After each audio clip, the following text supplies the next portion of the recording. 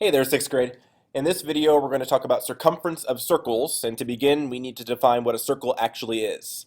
So a circle, by definition, is the set of all points that are the same distance from another point, which we call the center. Now, I know you've all seen what a circle looks like, but just in case you've been under a rock your entire life, here it is. And so now we're going to take this circle and we're going to label the different parts of it and get familiar with some vocabulary you may not know about circles. So our main focus today is circumference, and circumference for circles is basically what perimeter is for all other shapes. It is simply the distance around a circle. So if we were to measure the distance around this circle, we would have the circumference. The diameter is the distance through a circle, or the distance across the circle through its center. So this green line segment I have here going from point B all the way to point D, notice it travels through this point A. A is the center of this circle. And then this segment here from B to D is the diameter. The radius of the circle is the distance from the center to any point on the circle, and the radius is always equal to half of the diameter. So this line segment from our center to point C here, this orange line segment, is what we call the radius of the circle. And again, it's half the diameter. And then the last term we're going to talk about here is what's called a chord. And a chord is a line segment that connects just any 2 points on the circle. So a chord does not have to travel through the center. Right here I have a chord drawn from F to E.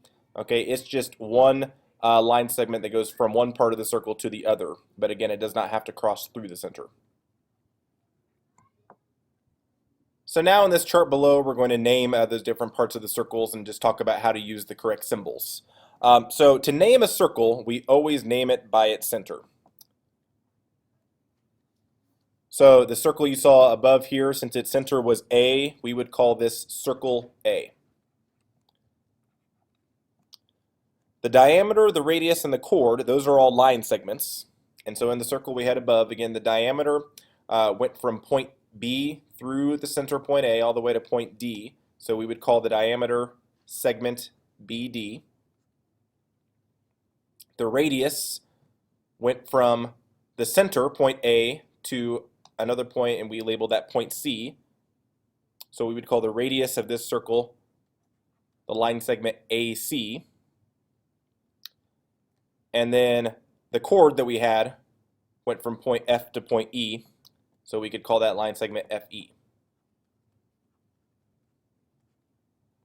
All right, and the following examples, we're going to be given either a radius or a diameter, and we're going to be trying to find the other part of the circle. So remember that your radius is always equal to half of your diameter, or you could also think about it as the diameter is always equal to twice the radius. Okay, so number one, we're given the diameter is 3 meters.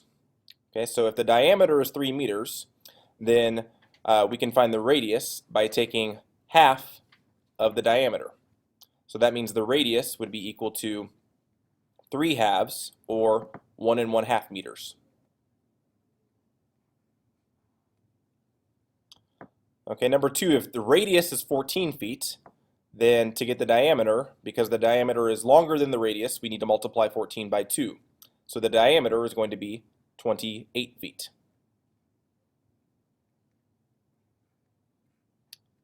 Okay, number three, the diameter is what they gave us. It's 20 inches. So to find the radius, remember the radius is shorter than the diameter, so we'll take half times 20, and that's going to give us 10 inches.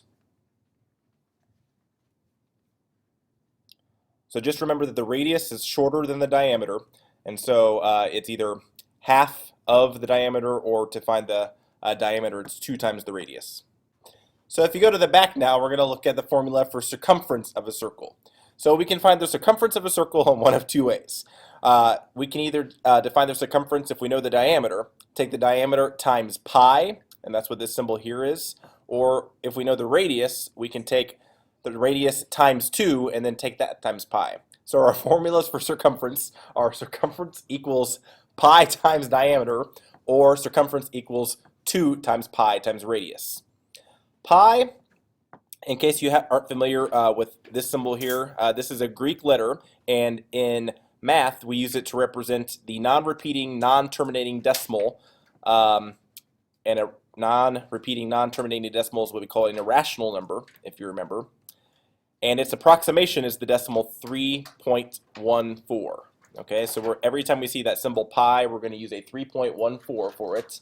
We can also use the improper fraction 22/7 to represent pi. So in these examples below, we're going to practice using one of these formulas to find the circumference of each circle. Okay, so let's look at example 4 now. Example 4, we have a circle, and for this one, they give us the segment that goes from one point on the circle through the center all the way to the other point. So they give us the diameter here. So we know the diameter is equal to 8 feet, and if we're given the diameter, then we'll use this first formula, circumference equals pi times diameter.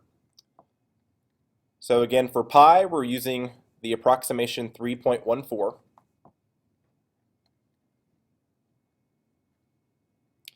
And then the diameter we know is 8. So we need to take 8 times 3.14 to find the circumference of the circle.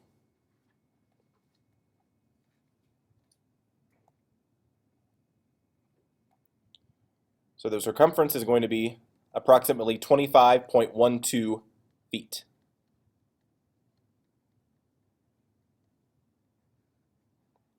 Okay, for number 5, this time they give us the shorter segment, so this is going to be the radius. The radius is 7 centimeters. So we'll use the second formula, c equals 2 pi r, to find the circumference of this circle. So 2 times, again, we'll use 3.14 to represent pi, and a 7 to represent the radius. Now we have the other approximation of 22/7 here for a reason. Anytime your radius or your diameter is a multiple of 7, you can actually use that instead of the decimal 3.14 to do your multiplication, and that can make sometimes the multiplication a little bit easier. So for this one, I'm actually going to replace the 3.14 with 22/7 and multiply. And if you notice, since we have a 7 in the denominator here, and we're multiplying by our radius of 7, those will cancel each other out. And so we're left with 2 times 22 over 1, which is just 22, times 1, and you get 44. So the circumference of this circle is 44 centimeters.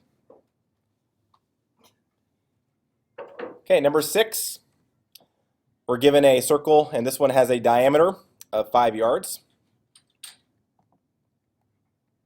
So we'll use the formula c equals pi times diameter. So 3.14 in for pi, and diameter is 5, so we're taking 3.14 times 5.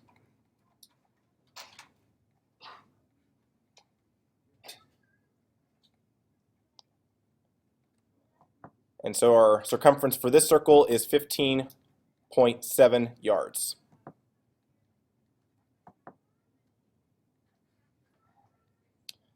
Okay, number 7, I want you to pause the video and try this one on your own, and then once you have an answer, click play to check, please.